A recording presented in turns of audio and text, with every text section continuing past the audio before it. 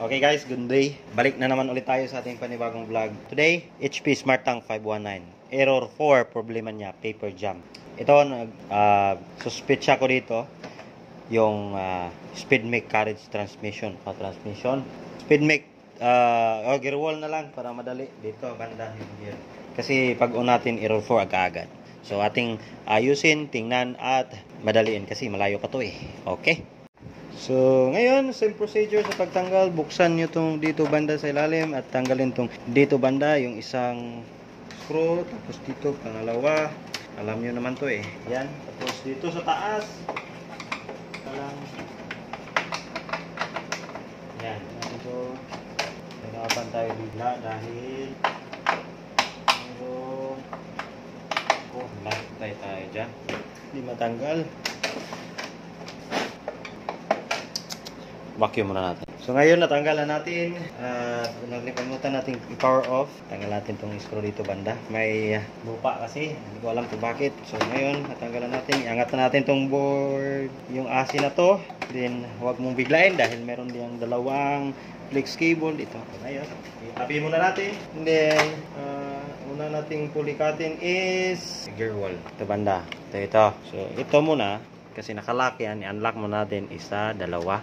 Yan, unlock na natin. Tapos ngayon, ito, dapat gagalaw yan ng ganyan. Dito. Ayan o. Bakante. Ayan, yan ang problema niya. So, gear wall. Yung gear dito natanggal. Ayan. So, ating ayusin. Tanggalin ko muna. Pakita ko nyo mamaya. Okay? Pag baklas natin, unahin natin ditong blue latch. Ganyan lang. Ito, tapos dito, ganyan lang. And then, ito banda, yung mga peripherals, tanggalin nyo isa-isa, lahatin nyo na. Kung hindi nyo maalam, picturean nyo. Saka nyo ano yan, pagbalik, para may reference kayo. So, yan. Pagtanggal sa mainboard, may mga screw lang yan. Dalawang screw, tanggalin nyo. And then, pagkatapos niyan, hilahin yung dahan-dahan and then flex cable. Diba? Tanggal na. Excuse me. And then, itong kasi carriage assembly ang ating tanggalin. And then, tatluhan to. Tatlong mga screw ang tatanggalin natin dito bang saka nyo matatanggal tong assembly. So since hindi pa natin natanggal to, meron pa tong wire na kasabit yun. So yan, angat ko lang gano'n. Okay, yan. So itong wire nakasabit, hindi ko nakuha. Okay, so ito na yon. Then susunod natin is target dito banda, yung gear nahulog yan, wala nang gear, kita natin mamaya. So tanggalin ko muna tong maliit na spring. Yun, kuha natin yung spring. And then sipwatin ito dito banda, sunod itong gitna, dalawa. Pagkatapos nyan, yung gear na mismo ang tatanggalin natin. Yan, dalawa lang yan. Alam nyo naman yan paano ito tanggalin or ayusin. So ganyan lang. Hindi makuha. Hindi siya makuha dahil dito sa tanggalin muna natin ito puting ito. Then lain natin. Okay, hindi matanggal.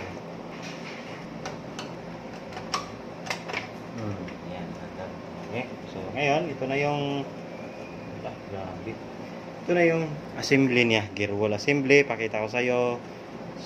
Ito, another video na naman tayo. So, ito, napuputol na. Dapat dyan yan. So, kita nyo naman yung ano niya. Naputol. Marami na akong video dito. Pakita ko pang paano na inayos. So, ayan.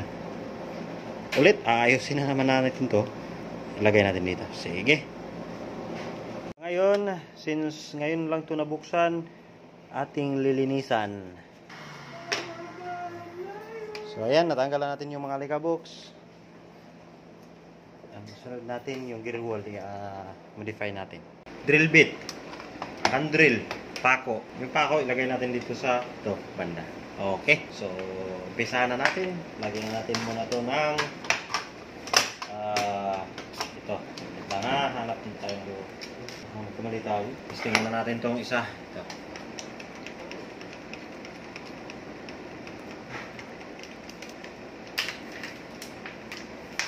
So ayan, nalagyan na natin ng drill bit. So ang ating next gagawin is saksak na natin ito sa wall outlet.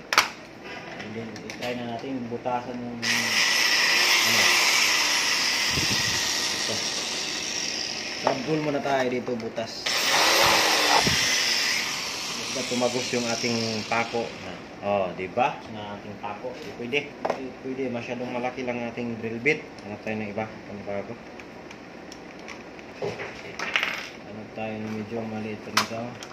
Hindi malaki lang ito 1.8 pala. Ito na lang. 564. Ito, maliit na to. So, ngayon, mayroon na tayong maliit na drill bit. Ating next gagawin is siyempre, maliit na. Diretso na natin. Hindi pala. Isa nga pala. Bago natin umpisahang butasan, tanggalin muna natin tong base. Ito lang, tanggalin muna natin to. Itong gear na to. Ayan. Ayan siya. And then, also the spring. Mawala pa natin. Okay. Diyan na siya dyan. Ganyan na. And then, yun. Mahirap butasan. Lagay natin balik. So, ayan muna. Then, pisa nating butasan. Ito banda ng maliit na. Sakit pod. Ito, butasan na natin. Okay, here we go. Mali pa, mali. Lanti ka lang. Mali, pre. Yun, sumakto naman. Medyo maluwagan natin na masyado Medyo, hindi na matanggal. Walang joke. Yan. Okay. So, ngayon, natanggal na natin. Lagay na natin to. Yan. Ito guys. Lagyan na natin butas ito banda. So, ngayon, ang gagawin natin is lagay na natin tong gear. Yan. Paglagay niyan, dito banda. May makita. Dito, yan. Paglagay natin dyan. So, paganyan. Yan. And then, dito, ilagay. And then, ito isa. Teka lang. Yan. Kailangan free wheel. Silang silang dalawa magkadikit yan. Para ma-access niya tong banda. Okay? So, ngayon, naayos na natin to. Pakita ko sa inyo. Ayan, ganyan. Okay? Diba? Marami na akong ginawa ganito. So, kung hindi nyo naman maalam, sundan nyo lang itong video. Okay? Madali lang naman. Isang drill bit, hand drill, taka maliit na pako. Kung anong ilagay nyo, pwede naman Basta hindi malaglag lang tong gear na to. Okay? Sa akin, pako. Para pang matagalan. Diba? Kita nyo naman. Pero bago ko yan nilagay, nilinisan ko muna tong mga parts nito. Binabad sa tubig. Yan. Okay. So, ngayon, ayos na natin to. I-try na natin. Baka susunod nating makita ang problema, is printed na naman. So, ma-eliminate na natin to. Once ma-eliminate na natin yung problema na to, ang susunod na problema is yung printed dahil natambay to ng ilang araw yata. Okay. Let's go. Assemble time. Sa pag-assemble nito, madaling-dali lang. Basic na basic. Yan. Ganito nyo lang gawin kung paano nyo binaklas yung din pagbalik. So, lagay na natin ito dito banda. Yan. Diba? So, ngayon, testing natin dito. Paganahin natin. Diba? Kumalo na yung ito banda. So, yung gagawin is sarado na natin to. Okay. Itong gamit kong screwdriver.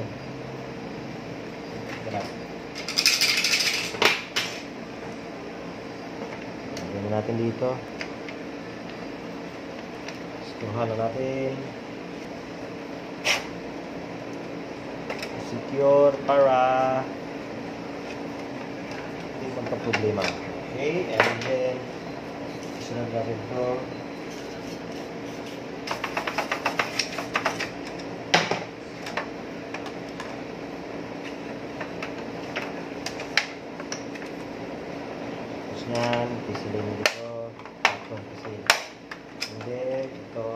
gilid. Diba? And then, dalawa sa banda. Pagkatapos niyan is yung carriage PCA. Okay. Kasi PCA natin. Lagyan natin dito. Panigurado nito, printed. Bad out ito. Yan. Then, tanggalan natin.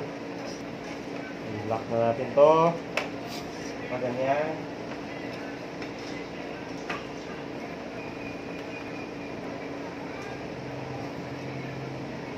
Yan. Pagkatapos ng tatlong screw, isunod mo itong mga spring ng kanyang input roller para bumalik. Lagay natin. Kabilaan to ha, dalawa to. Huwag mong kalimutan itong ilagay. Okay, huwag mong kalimutan ilagay yan. Ganyan. Dalawa yan, left and right. Left and right. So, and then dito rin. Yan, dandahanin nyo lang. Masira natin yung spring. Yan. So, ngayon, gumana na. Ayos natin yung spring. Sunod natin is yung main PCA. Ito, punasan mo natin kasi mga alikabok. And then, ito. Yun.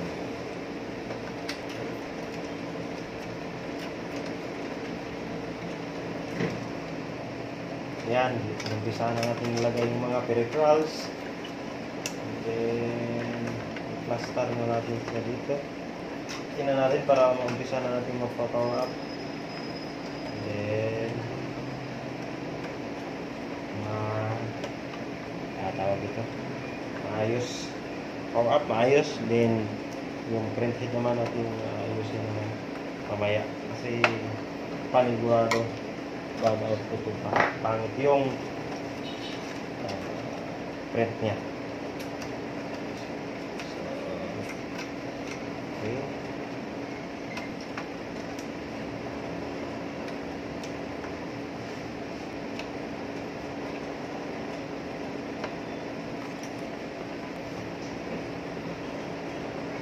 So ayan, lahat na natin ibalik.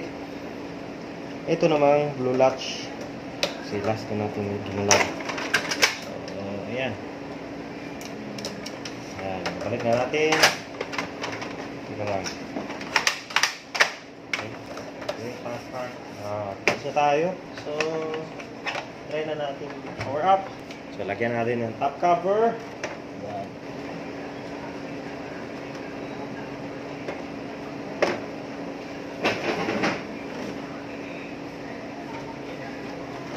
Okay. Naayos na natin yung top cover. Lagyan natin ng pang kalso dito banda. Kalsuhan natin para makita niyo yung sitwasyon sa ilalim. Ayan. So, power up natin. Ayan. O, nakauna. Okay. Antayin natin mag normal state. So, kanina explain ko, nag-error 4 siya dito banda sa kanyang screen, front panel, pagbukas. Error 4, ito, naayos na natin. Ang problema is gear wall. So, ang gear wall ay natatanggal. Ayan, wala na siyang error. Makikita nyo naman, naka-zero. At yung kanyang print head AC is kumagalaw ng maayos. Ayan. So, sa ngayon, gumana ng ating na-modify. Okay. Ang susunod natin gagawin is mag-print self-test. Testingan natin kung gagana ba talaga. Makapag-print ba. So, panigurado, papalo talaga itong print quality issue nito. Okay. Alright, sa kasalukuyan, ito na siya. Wala nang error. I-test print na natin. Kuha mo na ako papel. Lagyan natin ang papel sa banda. Okay. Ayan. So, pag-perform natin ng print self-test sa mga Intang series, ito, ganito, 500 series. So, 600 iba sa kanila eh. Ito, sa 500 lang to kung na series. Ito, 519, 510, 515. Yan, kung may 516, parehas lang din. So, sa pag-perform niyan, ito, madali lang. Tingnan nyo itong kamay ko dito. Power button, hold nyo ng 10 segundo. Ayan, 3, 4, 5, 6, 7, 8, 10. Tapos, isang pindot dito. Ayan. Tapos, release nyo itong power button. Ayan. So, ibig sabihin, nagbi-blink, magpe-print yan siya. So, ngayon, antayin natin kung lumabas yung papel dito banda. Ayan. Open natin to. Panigurado. Print head problema niya. So, hulaan natin kung talagang printed ba ang mapoproblema dyan. Problema kasi may nakita akong leaking dun sa banda sa may home position niya eh.